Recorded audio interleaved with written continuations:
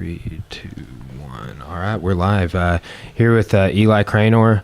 Cranor? Yeah. Cranor. All right, yeah, I'm just going to say that just like it. Yeah, Cranor. I was like, I wonder if there's a weird pronunciation. Yeah, so, yeah, first time I've actually met you, you get the Best Shirt Award. Yeah. Right out the gate. Yeah.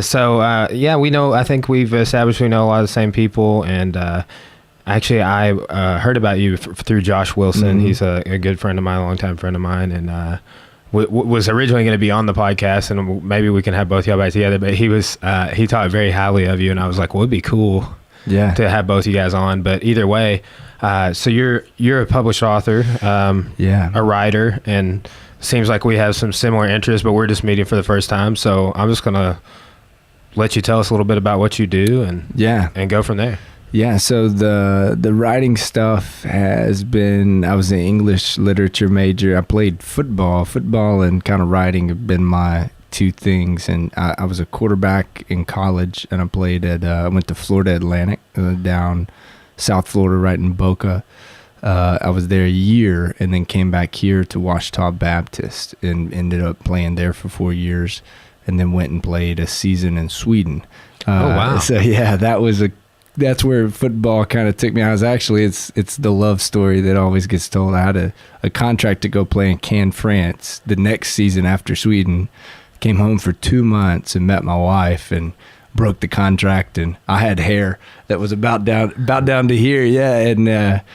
And cut the hair, got a real job, and became a football coach and a teacher. So I've coached / taught for the last 5 years, and just got out of coaching. We had our daughter about a year ago, and so time and all that stuff was kind of it was the end of the football. But with that, I needed something to keep me kind of chasing, and writing was always there, but I never really tried to do anything with it. And so about a year ago, I started submitting some of the stuff I'd written, and I had in the last year, I think I had about 10 different things published online. And then in the last couple of months, the Arkansas Review took a story, which is like a print magazine out of Jonesboro. And then the best thing, I guess, has come is I had a story in the Greensboro Review, which is out of North Carolina. It'll come out in March, and it won their 2017 award for fiction. So that was a good start on it. Nice. What are some of the themes that you write around? Yeah, football is kind of the thing that I stick closest to. So the story that is going to come out in Greensboro, it's called Don't Know Tough, and a lot of it stems from coaching, more so than playing, and kind of seeing these boys that you get really close to, and especially like in our culture today, especially around the Trump stuff and all that. It kind of brought this new slice of humanity maybe that the world didn't know, like these people who came out of the woodworks and voted, to get that election. And this story is maybe the title, like it says, Don't Know Tough, is about those people and kind of what I saw in my time, right there, eye level with them. And it's done good. It won that. And then it spurred on a novel. And the writing publishing world is a long, slow process. But I guess about a month ago, I was able to secure a literary agent. So that's your next step. You got to get one of those, like a pro football player or whatever. And then they take your manuscript and start shopping it around to the publishing houses. And you can always, if you wanted to go self-publish a book, you could do that right now, but you wouldn't get the marketing. You wouldn't get it in Barnes & Noble or the other places, and you'd have to sell it yourself. Yeah, so distribution is something I was thinking about. I was in Barnes & Noble the other day. I was just on the road for some fights, and there was a Barnes & Noble nearby. And I ducked in there, and I was just thinking about that because there's like a local author section, right. And then there's the everything else in the room. And I was like, man, it's got to be getting harder and harder to get good distribution deals, and with the technology and internet, and digitize the books and so on. I mean, what do you think on that? Like, where are you at on the digital side, and is that like a side that you're going to go into? No, what my dream, my goal is I want to write for a living, and right now this little award that I won, it was the first money I'd made from writing. But if you're going to do it like that, there's a million different ways to do it, but traditional publishing is what I'm after. And that's where you get an agent, you get signed to Viking Books, or you get signed to Penguin Books, any of those big books. And then your book would be in any Barnes and Noble anywhere across, the country. But it's becoming more of a top heavy industry, so you see there's really big names and really big books that make all the money.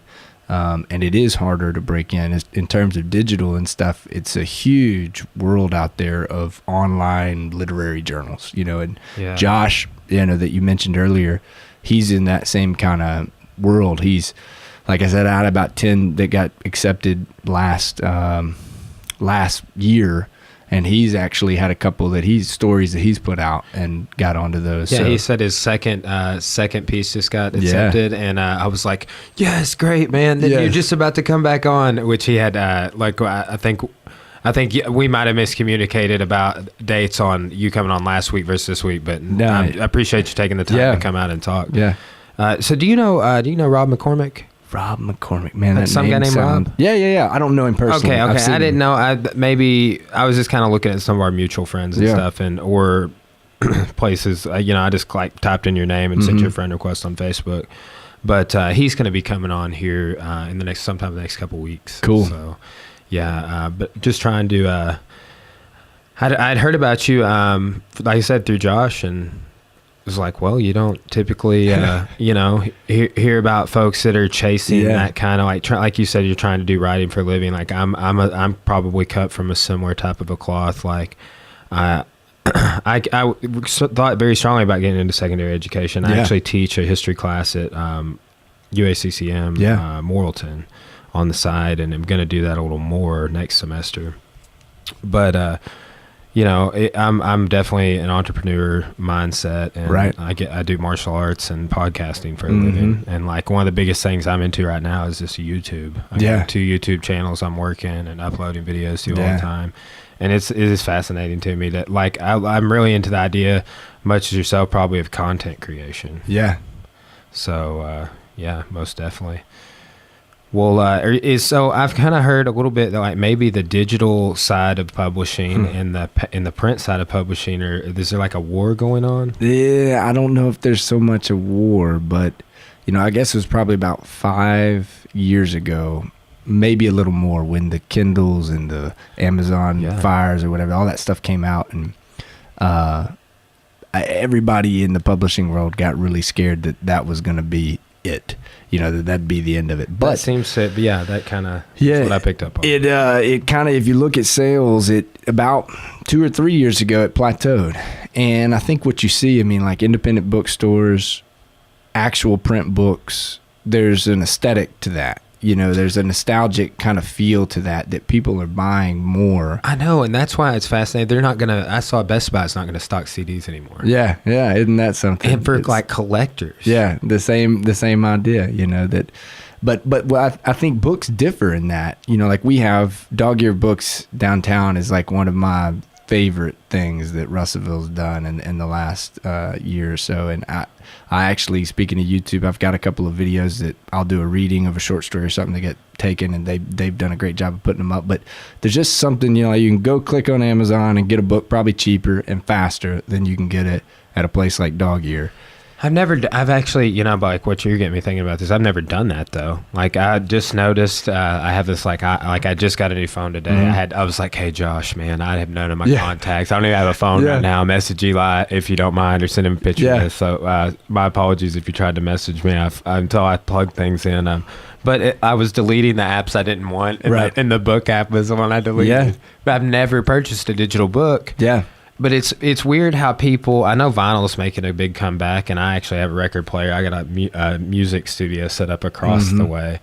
And but it's fascinating to me how like the digital music is taking over, and people accept that, and they accept the cloud. Yeah. But I was thinking, I didn't know what the numbers were, but I've also heard a little bit that maybe, like, let's say if you're a published author and you get that Amazon Books deal, right, that maybe Penguin Books is Yeah. Conflict of interest there? Yeah. So I've got some writer buddies a guy named Ace Atkins, who's he writes out of Oxford, Mississippi, writes a lot of like crime and thriller and stuff. And he's been at it for years, got like 20 published novels. He's kind of a mentor.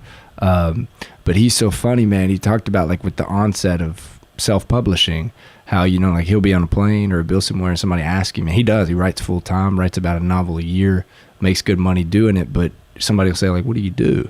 And he'll say, oh, well, I'm a novelist, I write books. And then everybody, these days, oh yeah, well my uncle Jerry just published a book, and it's not really true per se, because you could put down however many words, 300 pages and go push print, on a self-publishing deal. And then they'd print you 50 books and be up for you to sell them. And some people I can't think of a good example, but some people have done that, gotten such a big kind of cult following that a big publishing house will come along and then take that book and go. But this route of trying to get it seems super non-traditional. Yeah, it doesn't happen much, and there is a little stigma that if you've done that, Viking or some of those bigger publishing houses, they might not be as interested, because you've already kind of put it out there. Same thing with like these online deals. Like if you posted a story to Facebook or something like that, like if you wrote a little 500-word story and put it, they don't want it because it's already come up, once before. So no, back to Ace, he says, so now when he goes like on a plane or something, somebody asks him what he does, he says, I'm in the paper business. Yeah, he just, nice. It keeps it short and sweet. Nobody's going to ask any follow-up questions on that. So, do you primarily stick to short stories? Do you do an array, poetry, this and that? Yeah. Now, Ray Bradbury was one of my favorites growing up. And when I really started getting serious, I just kind of researched a bunch of writers in terms of like their advice on writing, and how to get into actual writing. And coming from such a sports background, I was really looking for a discipline, I was looking for rules, for something as creative as writing. I still wanted some sort of discipline to it. And so Ray Bradbury said, you really aren't anything until you've written 1 million words. And that was, and it kind of goes back to, you've probably heard of like the 10,000 hour rule and these. Yeah, people say that in jiu-jitsu all the time. Yeah. Like it's just kind of like, in the Taoist, I read the Tao Te Ching a lot, and the idea that, you just got to keep doing this thing over and over again until you become, worthy of actually doing it. So Bradbury's deal was write 1 million words, and that came out to something like, for me, it was like 2,000 words a day for 6 days a week for a couple of years. And after I counted it all the way back to college, so that was almost 10 years ago, and I tallied it up, and about last year, I'd finally hit 1 million words. And I started a lot with short stories, just because if you liken it to like painting or something like that, imagine painting, like a 4x6, painting, or painting like a gigantic wall mural. You can put a lot less time, but still kind of learn the craft. So I started with a bunch of short stories, and you can send those off pretty quick, and you don't have to have agents or anything like that. And then slowly, probably about last year, I delved into the first novel, and it's a completely different kind of muscle, to write. Generally, a mass market paperback or something that you're going to read is anywhere from about 80 to 100,000 words. So average of about 90,000 words, about 350 to 400 pages.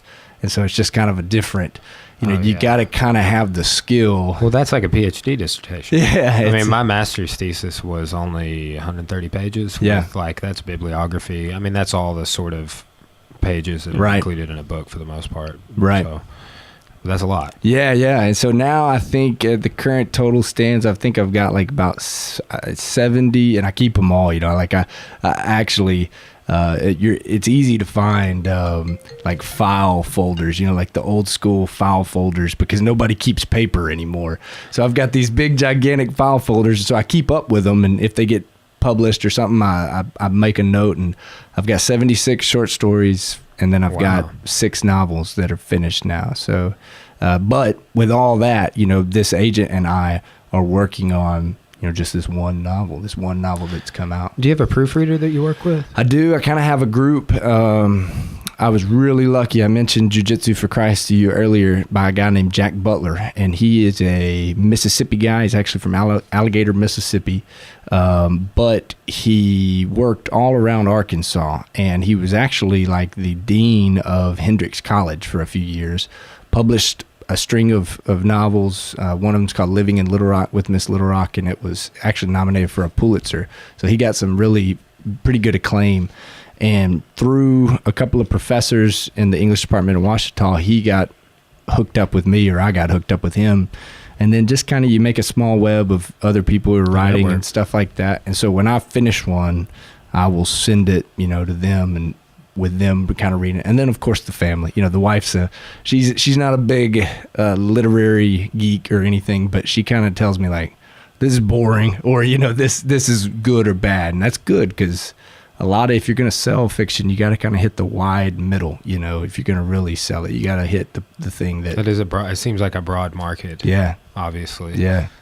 You got to get it to where, people, the average Joe reader wants to read it. And women, that's also a big part about readership, is women read more fiction than men. Like it's like 80 to 20%, like a lot of men read nonfiction. A lot of men want to read, some sort of history or biography, where women will actually read novels more than men. So the wife's a good one to have. Yeah, no, that's my wife's proofreading my test the other night, and helping me a little bit with lecture and here this and that.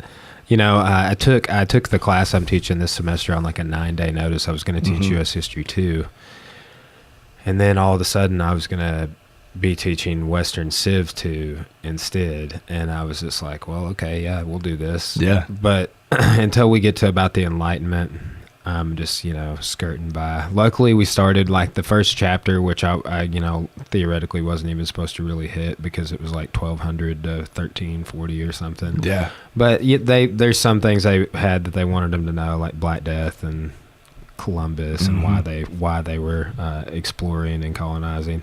So I went into the Mongols and Spanish conquest and this and that, and so that was okay. But then we've been on Renaissance and the Reformation. It's pretty far out of my my scope of interest or expertise. I never had a class on either one of them. Actually, I may have had a class on the Renaissance, but I wouldn't want to teach a college course on it. And luckily, it's like it's a 1-day lecture on the topic, or like a total lecture by the time we put it in, but it's like 2 days by the time you do a little bit of housekeeping and all this. So I feel like, so like, I mean, do you think about like your writing as like subgenres, like categorical, or like audience seems to be a major with whatever you do? I know audience is one of my mentors is always talking to me about audience for my just writing in history, but how do you think about audience? I mean, for like, are you thinking about marketability? Are you writing to your audience? What are your... Yeah, a good writer adage that you'll hear coming up is write what you know. So that's something that people say to begin with, and I think that's really true. And if you look back at a bunch of all those 70-something short stories that I stuck really close to personal experience, tweaking them and going, and you just kind of got to draw. And one kind of misconception of that is that adage is that write what you know. So like if you've played a lot of football or coached football, then every story has to be about football. And it's not necessarily the case. You can draw from those emotions, so write the emotions, So like if you have grieved more than the average man, then your books need to deal with grieving. And, if you have had these different sort of fears, then they need to deal with those fears. So originally, and I think everything you do has to tie back into that. Like, what do you know authentically? Like, what can you genuinely reproduce here on the page? But I will be honest, like as I've started, especially writing these novels, and it's a crazy process, just to even get an agent. Like this book that finally got an agent, that the working title, Don't Know Tough right now, I sent it to 50 different literary agents, and of those agents, you send them like, you send them about a 300-word synopsis. So like what you would read on the back of a book, like a book blurb or whatever. And of those that you send it out to 50 of those, I had 9 who came back and said, okay, now you send me the full book. Like, this is interesting enough. I want to read the full book. And then of those 9, I had 1, that said, okay, I think this is good enough. I'm going to take it and I'll represent you. And that was, Don't Know Tough was the 4th book I'd written. And the 3 previous ones to that, I'd done the whole same thing, and never gotten a nibble, so it's just kind of like that Bradbury and just keep pounding your head against the wall until you eventually break in. But back to your question, yes, like even that deal about women readership. That's what got me thinking about that. Yeah, I'd never written a female protagonist until the book after this one, and I created a woman named Willow Knuckles, and she's a bag man for a big time college football program. So what she does is she delivers money to like the recruits. She's under the table. She's trying to convince them to go and to come to that school. But a girl goes missing at a party. One of her recruits is in on it, and then they end up finding kind of like a pornography site where these boys are being filmed with these girls. And it kind of ties into, what we're seeing, like Baylor had all that stuff happening, and she gets thrown right into the middle of it. It's called Blood Orange Fall. So, dude, I'm super interested. Yeah. Well, I hope that one seems to me, it's not, we're not working on it with the agent yet because we have this one, but it's the one that I would try and push next. It seems like it would be a hot topic with all the Me Too movements and all the other things, rolling around, because it definitely delves into that with some sexual misconduct. So, yeah, that's fascinating. Mm-hmm. So that was an example of I don't have any. Way to get with the zeitgeist. I mean, because I know how hard it probably has to be to produce something of that scope. During a movement, during that spirit of the times, so to speak. So. Well, the news helps a lot. I went probably 5 years and didn't read a newspaper or watch the news or anything. I just couldn't stomach it. That's kind of where I'm at. I mean, I keep up with, but I love having conversations with other people, and I watch more podcasts than anything else. So that's what got me going with this. Well, and now the news, I'm a news freak. Now I make sure and watch, like, especially the national news, because I want to, the zeitgeist, I want to see, what is being pumped into, every American around the country. I want to know that. So to see if I can kind of tap into those different things. Okay. Speaking of like the audiobooks and just like audience and everything, have you thought about doing like a reading of your books like on a YouTube or? Yeah. I mean, it seems like you have a voice. You could do something, either that or voice acting. You ever thought about working with your voice? I have a website, EliCranor.com, and like I mentioned earlier, Dog Ear has filmed me doing some readings of some of the short stories that have been taken. So they're on there, they're on YouTube, and people have, every time I do one of those, they like it. I think being a school teacher, and having to read so much in that capacity has helped. I'd love to, if it ever happened, to do an audio book or something like that. Well, it would just be cool that you could, for example, I'm a huge Game of Thrones fan. Yeah. Huge. Yeah. All right. And after I was waiting between like seasons 5 and 6 or something, and I was like, I just can't wait anymore. So I started listening to audiobook. Right. Conveniently located on YouTube, and some guy's reading it to me. Sounds like Father Time or my grandpa or something. I don't know. Very soothing dude. Had a nice little accent, and I don't know. It's kept me engaged, and like that's. I've listened to like Josh has referred me a few audiobooks. One I talked about on the podcast earlier, the Japanese Art of Tidying Up. Yeah. But it's like it's got kind of like it's a really long title, and that's the second part of the title. But I bought that book for my wife about a year ago. Dude, it's good. And I've never cracked it, and I think she took offense to the fact that I bought her this book on cleaning, but it's still sitting in our shelf. Man, I was able to really get rid of a whole, I'm talking like a dumpster full of stuff, because it just creates these mechanisms for you to let go of things. Yeah. Like, does it bring you joy? it doesn't have to bring you joy right now. If it did once upon a time, it can have served its purpose. That's like one of the biggest things I took away from it. And I said this earlier on the MMA show. We got off to talking about that for some reason.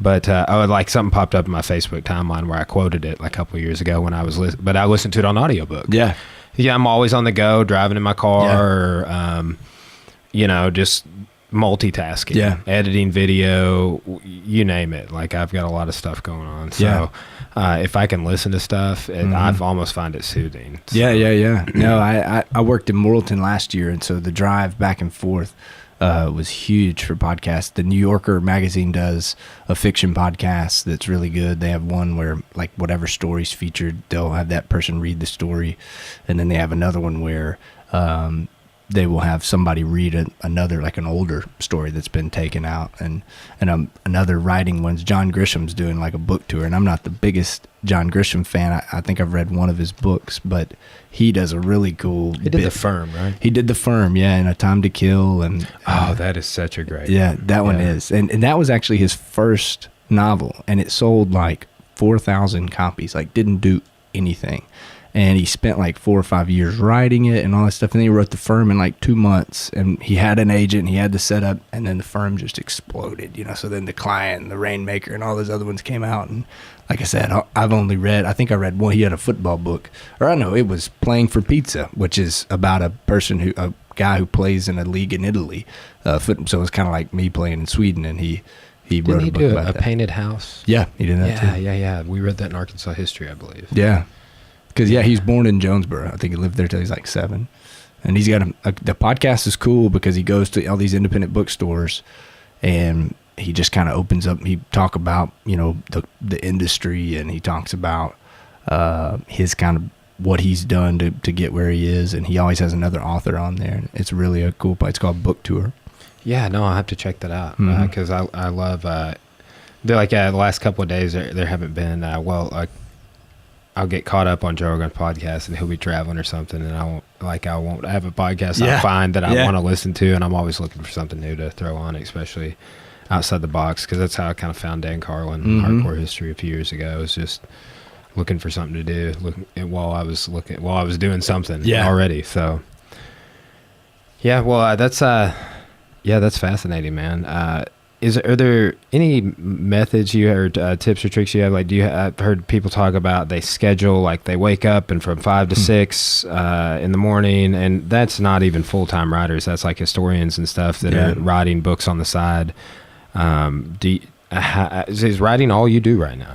No. I work over at it's the old Gardner building in town. It's SLC. So I'm totally familiar. Yeah, I teach English over there. But my schedule, and when I was trying to get the whole, trying to get those words in a day is I get up at 5 and I write from 5 to 7. So our baby she's a little over a year, and she gets up about 7, so I'm able to squeeze that time in. And then she goes down pretty early too. So I don't know. I'm kind of one of those guys who, when I get into something, man, I kind of have blinders and I can't stop, So Stephen King has a great book called On Writing, and he talks about, like in my truck right now, I've probably got like 3 paperbacks, because the best way to learn about writing is to read. And so any time that you can pull away and be looking at, the words and how it all works and how it all goes together, you just got to kind of make it that priority. It's got to kind of rise to that top. So I get most of my words in during that time. Weekends are big, especially if my wife and daughter are doing something else, I can kind of pull that time away. But it usually takes me about 2 hours to get 2,000 words. So, and I usually know where I'm going beforehand. So that's always a big funny thing. Like somebody says, well, how do you write 90,000 words? How do you write 400 pages? Do you just sit down and do it, or do you outline it, or does it start with an idea? And for me, it always starts with some sort of idea. You see something on the news or something. The book I'm working on now is about a retired NFL quarterback who thinks that all his buddies keep committing suicide, you know, and so they keep dying, and he starts getting kind of suspicious. So he digs into it a little deeper, and then the big catch is that the NFL is actually killing these guys off to try and keep them from coming out about CTE. Dude. So it's dude. So you see something on the news and you think, I mean, that's such a big issue in our sport, in MMA. I mean, if these people are getting those types of issues, like Matt Brown was recently on Joe Rogan's podcast. We were talking about this earlier. He's a fighter at the end of his career, was gonna retire, and it's had a last like really rough past like 5 or 6 fights. And then he's like, "Oh, I'm not going to retire. I'm going to fight Carlos Condit, who's one of the, who almost knocked out GSP 4 or 5 years ago with a head kick." And it's just like, he talked about after a fight not remembering anything, like seeing videos when John Jones knocked out Daniel Cormier a while back. Like the referee, Big John, was reporting on that and was like, Daniel didn't store any of that fight. Like that's why he was acting that way. Like he doesn't remember anything that happened. Yeah, that didn't happen to him in terms of how his brain takes things in and remembers things. It didn't happen. Yeah. So that's and there's a lot of talk right now about brain injury, and it's even worse almost, I think, for MMA fighters because of the weight cutting. You get that fluid drained off your brain. Yeah, I didn't even think about that. No protective gear, so to speak. And some people argue that the gear in the NFL is actually for the detriment. I mean, wear headgear and stuff when we spar, but it's a definite issue that I've thought a lot about. There's somebody on Ben Askren was on Joe Rogan recently on his MMA show and was saying that he thought it was a conspiracy, CTE. I was like, dude. But I remember it first got on my radar. Law and Order Special Victims Unit, one of my previous favorite shows, had a big blurb about it. I did an episode about it where a previous quarterback was kind of going off the rails and like soliciting these prostitutes, and he's married, and just things that were not characteristic, and he was like a Brett Favre, Right. But CT. So what? So you're working on that book? It's already out? No. That's the one. It's also everything so far removed. Like you finish a book, and when I finish one, you put it like you don't ever look at it for like a couple months. So that way, then you can come back to it and kind of read it and revise it. So this is the newest one. But yeah, the working title is "Blood Makes the Grass Grow." And you remember that old, I remember at like high school games, they'd chant that, blood makes the grass, and then they say, kill, kill, kill, so I don't know. That is a fascinating topic, man. Yeah, I've got something here, that's what I was pulling up, that it's I wrote a poem about that, and it's short, if you don't mind. No, by all means, please. Yeah, it's called Tau, and what you need to know about that word is that's what they're saying, they're finding on the brain. It's that kind of tar-like substance that they're saying, like when they find, then they go cutting up these old brains of these retired NFLers or boxers or MMA guys. They're finding this substance called tau, and that's what they're saying. So you need to know that word, and then there's another word called sulci, which is like the curvatures of your brain. So here's this poem. It's called Tau. There lives inside me, deep down somewhere in the place where tau gathers like tar amidst the spindly sulci, a fear. I scored my first touchdown at 9, got my bell rung, as they said, but don't say anymore. I went on to ring that same bell, again and again, paying my penance 6 points at a time. But that fear, it's growing. Spreading. Will it come on like a backside blitz? Think LT snapping poor Joe's small white leg? Or is it a slow burn? Something akin to a migraine? A post-game darkening that no amount of Advil, ibuprofen, or even a fistful of hydros could ever wash away? Daddy always said, death don't scare me, son. But dying sure do. I pray for blitzkrieg, or nothing at all. Give me time, Lord, to rage, to turn myself over to impulse in a final blazing ball of fury, bright enough to burn the evidence away, only pure gray matter when the scalpel scrapes this skull. After all, There's always an end zone, a goal line, and 6 points are still 6 points.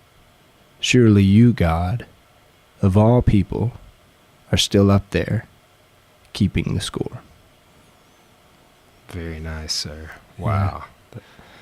That's heavy, man. Yeah. I got goosebumps. Yeah, well, thanks. Yeah, and everybody, I read that, and people are like, Eli, are you really scared about your brain? And not so much so. I mean, I played from when I was 9, and then played 5 years in college, and then an extra year over in Sweden. So it's more football than most people, and I never set out a game for a concussion, but it was kind of right on the cusp of, where they would actually, I mean, they did give us concussion tests and stuff, and I do remember getting smoked and, wobbling off a field, but I don't think it's like a legitimate, I'm not like sitting around worried that my brain's going to be dripping out of my ears. I worry about people that stay in it after they get that second horrible concussion or that third concussion. It's just, it's a serious one. Like, for example, unfortunately, we had someone recently in the gym, probably like 6 months ago, got knocked out with a head kick. And this hasn't happened in a long time, but it happened, and we try and do everything we can to keep it from happening, but we're in the fighting arts, right? In combat sports.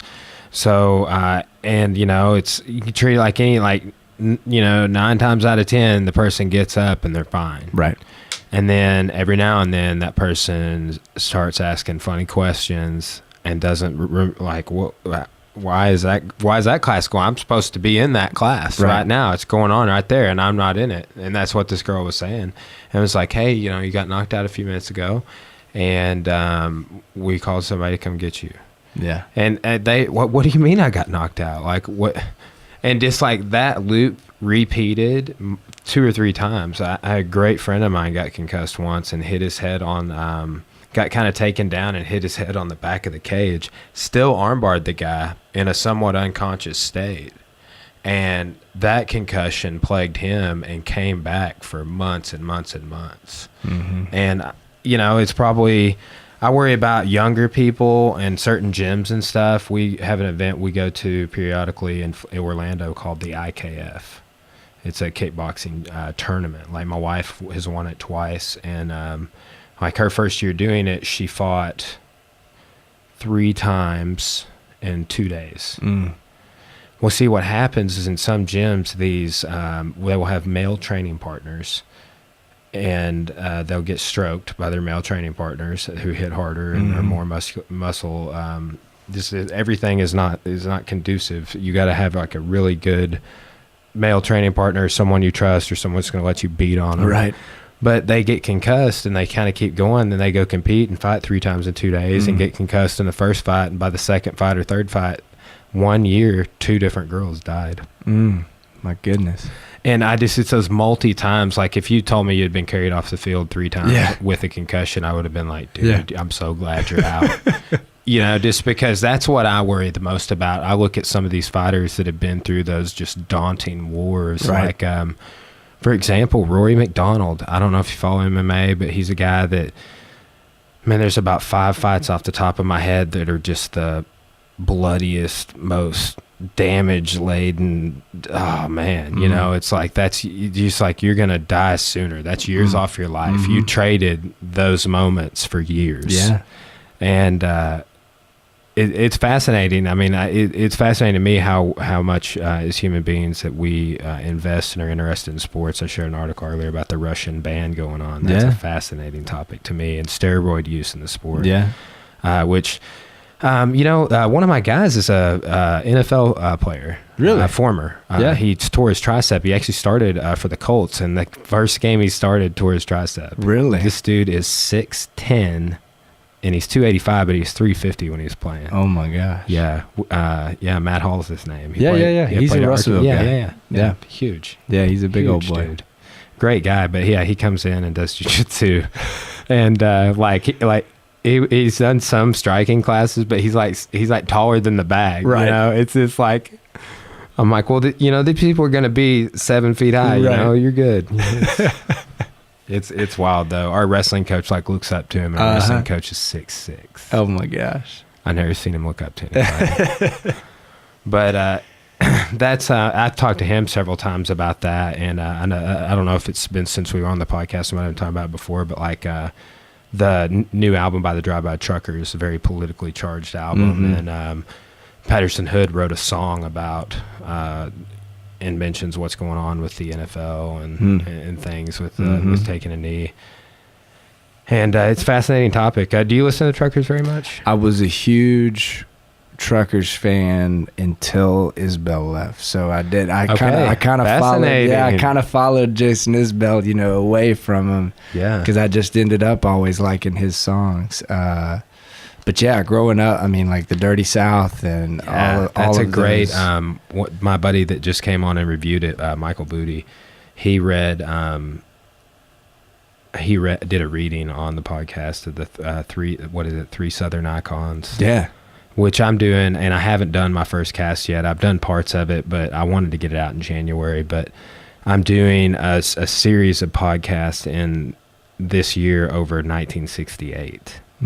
So there's a whole bunch of crazy stuff that happened in 1968. I've rattled it off on other episodes, but the duality of the Southern thing. Yes, man. And like, I was like, how ironic that this is, because one of my episodes is going to be about George Wallace. Yeah. And it's a later episode, but I'm doing one on Nixon, one on LBJ, one on Martin Luther King, one on Robert F. Kennedy, the Democratic National Convention, the Tet Offensive. Yeah.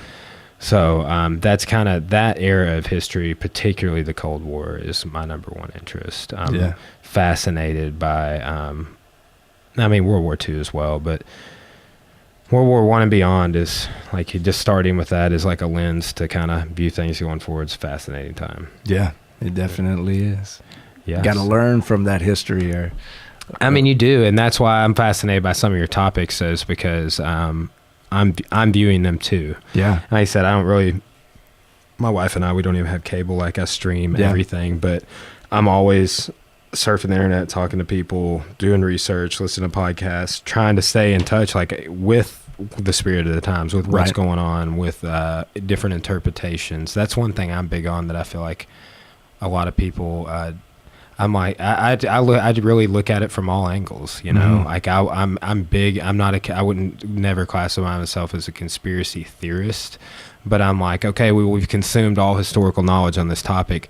Let's see what the crazies have to say about it. Right. Are there any common threads here? Like, what are they saying what evidence are they saying that runs counter to this? Are there facts that support it? And a lot of people are just like biased to the point of personal attack against that. I want to do, I'm doing a History Unraveled spot on the podcast. And after I get done with the 68, I'm either going to do the history of drugs or the history of conspiracy. So, and then I also want to do a history of cults or something of that nature. I'm fascinated by, I've been reading and researching a lot about Aleister Crowley. I don't know. So you like the band Led Zeppelin? Yeah. Look into this. This is a guy, and this guy also influenced L. Ron Hubbard, who founded Scientology. Yeah. He was a member of his organization. I just read this other day, till 1940. So Aleister Crowley is this kind of a cult figure, studied in Egypt, just this crazy occult figure. And Jimmy Page from Led Zeppelin was super fascinated by him, like to the point that he bought all of this memorabilia, cloaks that he wore, books, and started his own bookstore called... it might have been called Excalibur or Eclipse or Equinox. It was Equinox. So I just recently was doing a review on that King Arthur movie. Is why I said Excalibur is pretty good. That Guy Ritchie one.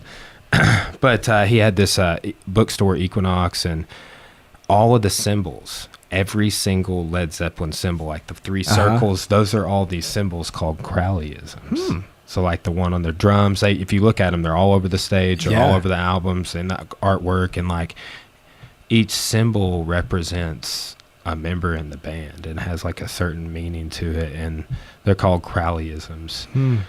I'm fascinated by it, but this is like, I'm fascinated by it to the point of like, it's like a cool little special problems study that I want to do on the podcast. It's these little solo, probably audio only podcasts, right? But I'll still throw them up on YouTube. But that's always been a fascinating topic to me. Is like, did you ever watch the first season of True Detective? I did. I did. I mean, that right there, you know, and that's based upon a true story. Yeah. Within 8 hours of where we're sitting right here, that allegedly parts of that happened. I didn't know that it was based. Vice did. Vice has an incredible YouTube channel. Okay. If you go to Vice and you go to their playlist, there's one called Fringes. And then there's another playlist called The Real or something like that. The Real True Detective, The Real Walter White. And it tells this, you know, it tells that person or within reason of what they can find. And on the True Detective one, man, they went inside of this evidence trailer, and I was just like... But that's a fascinating topic to me, and especially with the True Detective one, because that's close to home. The Sarkoza. Yeah, Sarkoza. Yeah, man. Like when they said the words "the Yellow King," I just like shivers ran up and down my spine. HBO is great. I'm super happy. I'm plugged into the HBO. Like one of my buddies, his name's Nick. He actually owns a sign hub here in town. Okay. Really great friend of mine, and I'm just like, dude, you got to get HBO so we can talk about this stuff, man. Shows, it's like Westworld. It's season 2 is about to come out. And that's like another buddy of mine. Like I just kind of network with all these people, and I'm like, look, we talk about Game of Thrones and Westworld, so you got to come on the podcast. Westworld season 2 theories are happening. So, you know, but it's cool. Movie reviews, book reviews, just stuff that I get excited about. Like I like talking about it. And since I feel as if like I've started doing this podcast and teaching a college class like right around the same time, I feel it's leveled me out a whole lot. Right. You know, so I teach all my martial arts classes on the side, or really that's my full-time gig. Right. I do all this other stuff on the side. Right. But you know, I kind of have a long-term goal of trying to do something like this, like a Verizon Arena, or like a Walmart amp. Okay. And exclusively interview artists. Yeah. I think that's fascinating, and I think that I hope no one steals this idea from me by listening to the podcast. But if they listen to the podcast, I'm getting those views. That's right. So we're good. They got to get 45 minutes in for this information.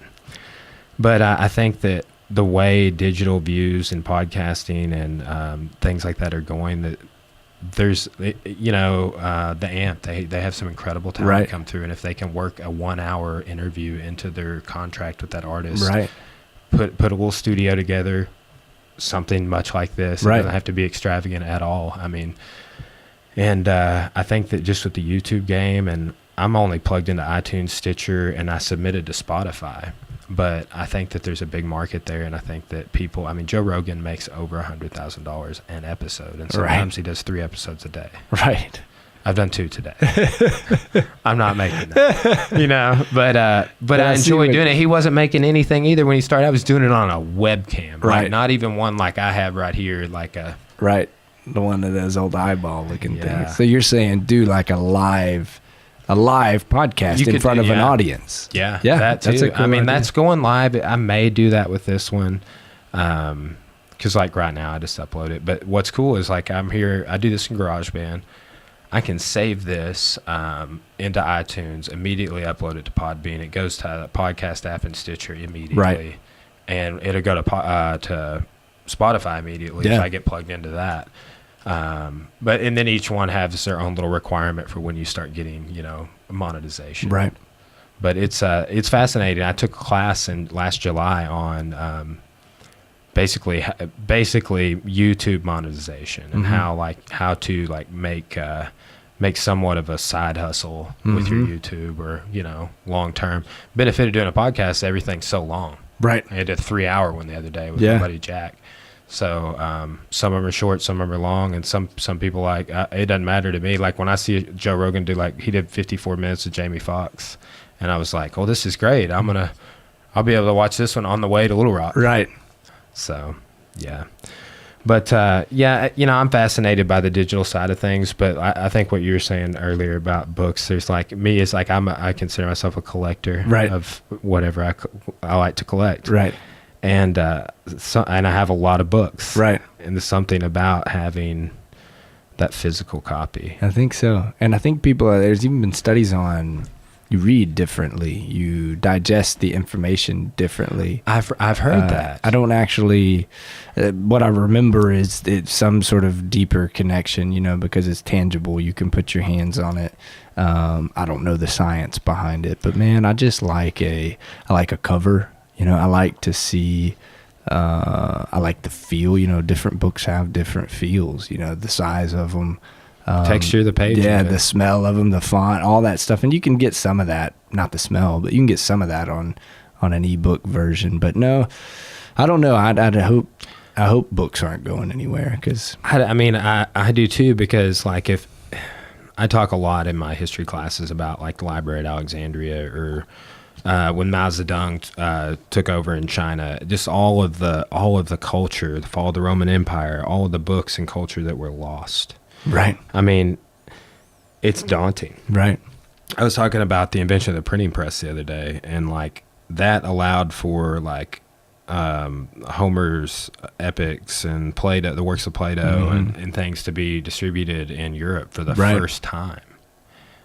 You know, and just like the difference between parchment and paper back then, and how that became such a big way to spread information. And I think we're going through that right now in the digital world, but there's just, it's like, it's confusing. Yeah. It's like when, Google, you know, they have a Google Plus is similar to Facebook, but it's different. And you start trying to do that, and you're like, how does this work? Yeah. You know, I mean, it's, there's a lot of stuff like I'm like that, and I'm like, it's something new that's a social media tool or something, and you try and, well, it's like this, but it's, you know.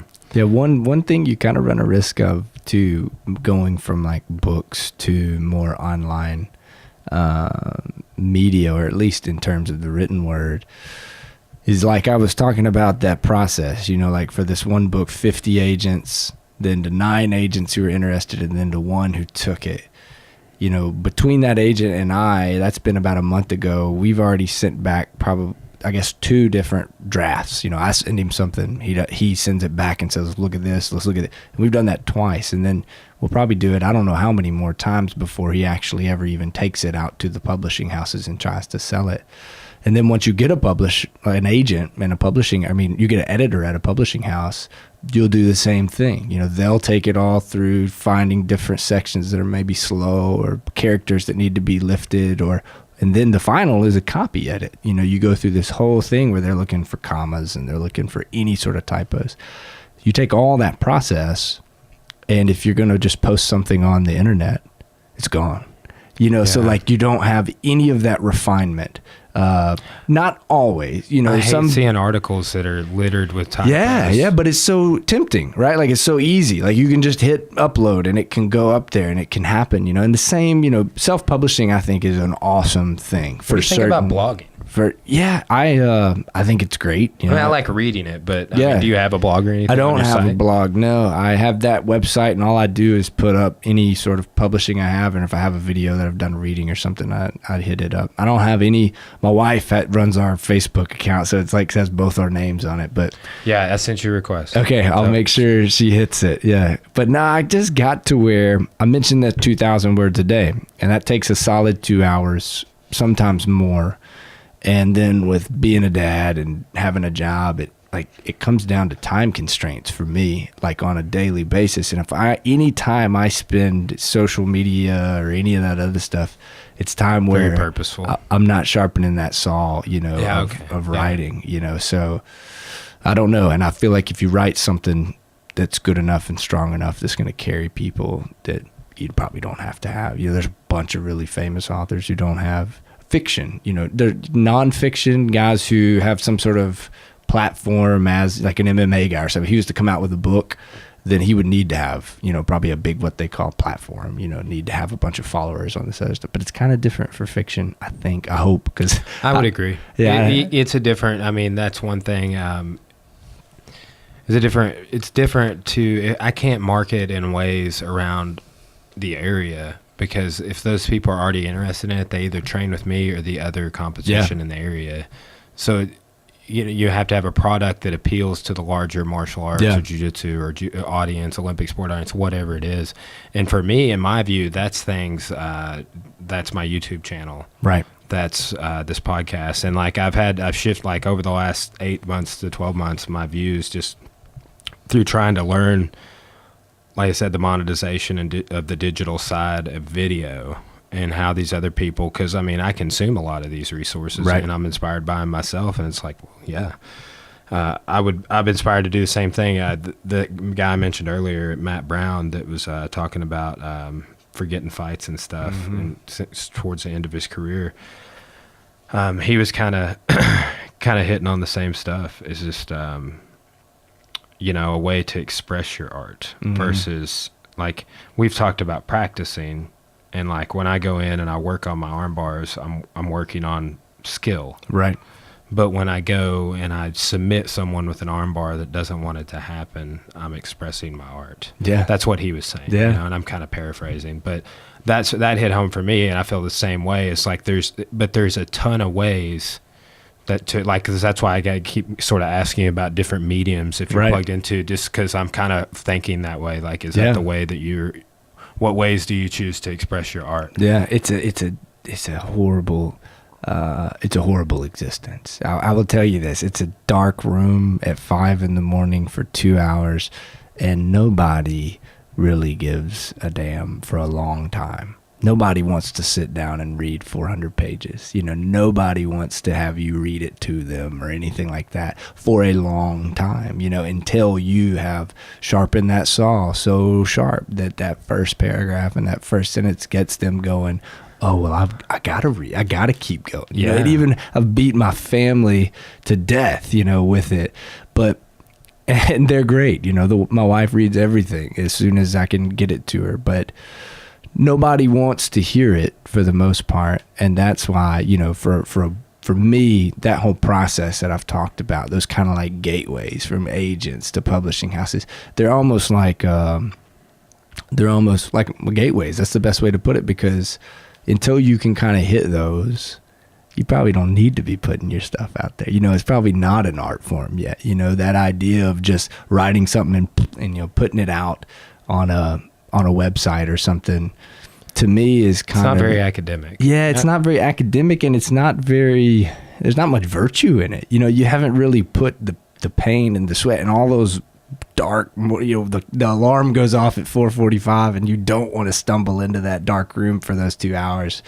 But you're doing it because, A, I feel like I got stuff that I want to share with the world, and then B, you want to make it. Like, you want to make it to where every bookstore in the world's got one, and you are making enough money to support your family, by doing it.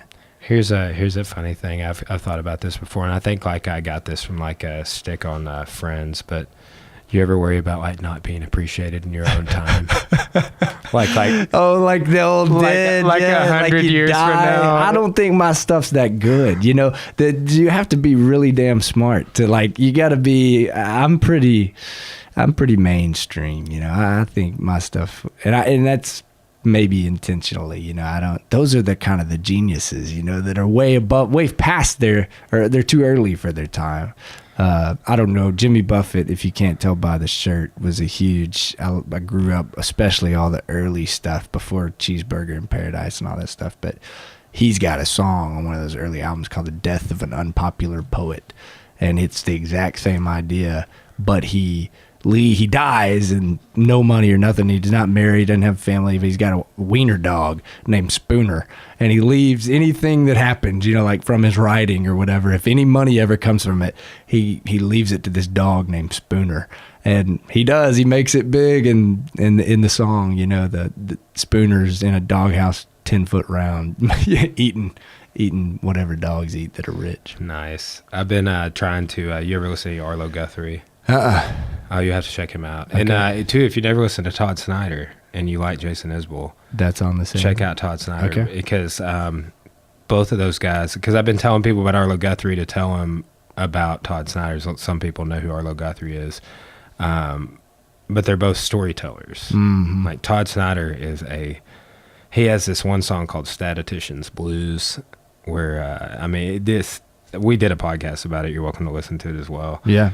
But if you get a chance, he has this funny thing called it's called if you type in "If Tomorrow Never Comes," like the Garth Brooks song. Yeah. Because allegedly Garth Brooks ripped off one of Todd Snider's songs, Beer Run. Todd Snider published that song, and it came out on his album first, and they had this big dispute and settlement out of court.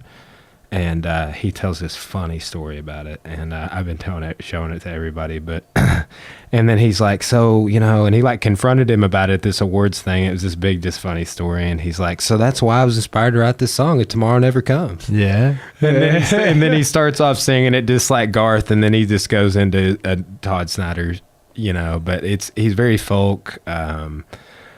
I just saw him a few weeks ago, and I was blown away. Yeah. Have you ever heard the band Hardworking Americans? Mm-mm. There's two of the members of Widespread Panic are in that band, the drummer and the bassist, Dave Schools and Dwayne Trucks.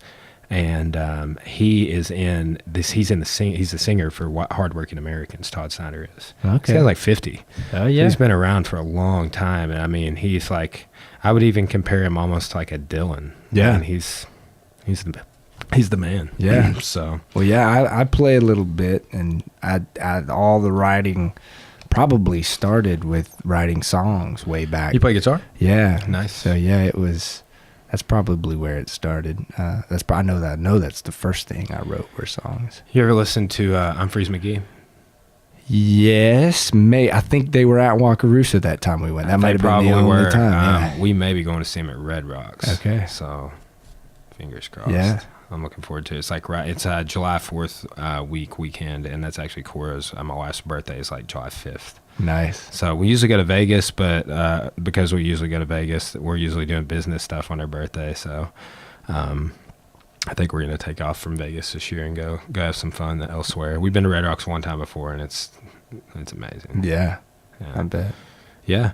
Well, man, I appreciate you coming by. Hopefully, maybe here in a few weeks, if you're open to it, maybe you and Josh can come back on. We can talk about it. I'd say he's probably considered a fanboy, an Eli Cranor fanboy, because he's like, well, there's this guy, and he inspires me. And I'm like, hey, you're here because you inspire me. But everybody has mentors, and I would say he probably views you in that way. Yeah. And man, I really think the world of Josh. I was kind of talking him up at the beginning because like he's just a Renaissance man. He is. I've always I remember looking up to him when I was in junior high. And just being like, man, that guy, he's got it figured out. I told him that, and he's like, and then we were talking about how he went through this spurt in high school where I saw where like he was figuring things out, figuring out what he wanted to do after he graduated.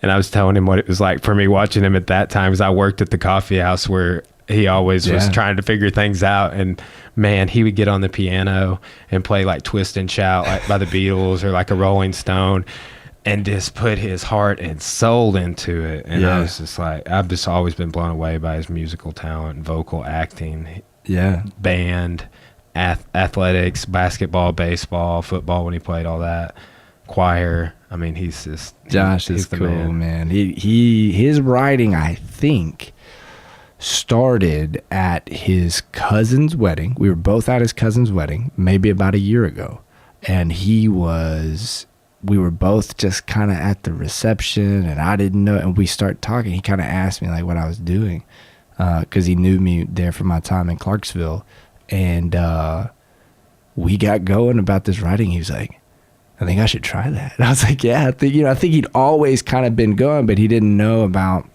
the different venues and stuff that are available. You know, if you write something, you don't have to just save it on your computer. So, you know, honestly, that's my buddy Jesse he told me that he did a podcast for a while, and I checked it out, and I was like, well, if Jesse can do this. Yeah, exactly. So yeah. You know, but he was doing it at U of O there for a little while, and I was like, I know someone that had a podcast. I want to start a podcast. And I had another friend of mine in Fort Smith has a podcast.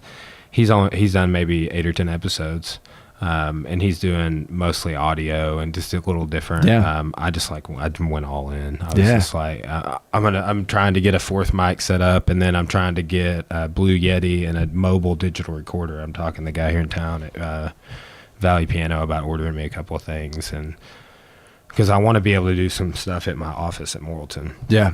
So that's the goal. Yeah. But once again, man, thanks for coming by. And I appreciate it. You want to give a quick plug anywhere, like your website, anywhere people can find out just about? Eli Cranor, Cranor.com. And other than that, there's all the stories that I have are up there. I'll plug Josh's stories too. He's got two. He's got one that's called Park Rangers, and it's out at New Pop Lit. So you can just Google New Pop Lit. And then he's got the forthcoming one is A Man Named Karen. And it's at the Dead Mule School of Southern Literature is where that one's coming out. So, nice. So, yeah. All right, man. Well, we'll look forward to it. Thanks again for coming on, brother. And hopefully we'll have you back on soon. Sounds good. All right. See you, man.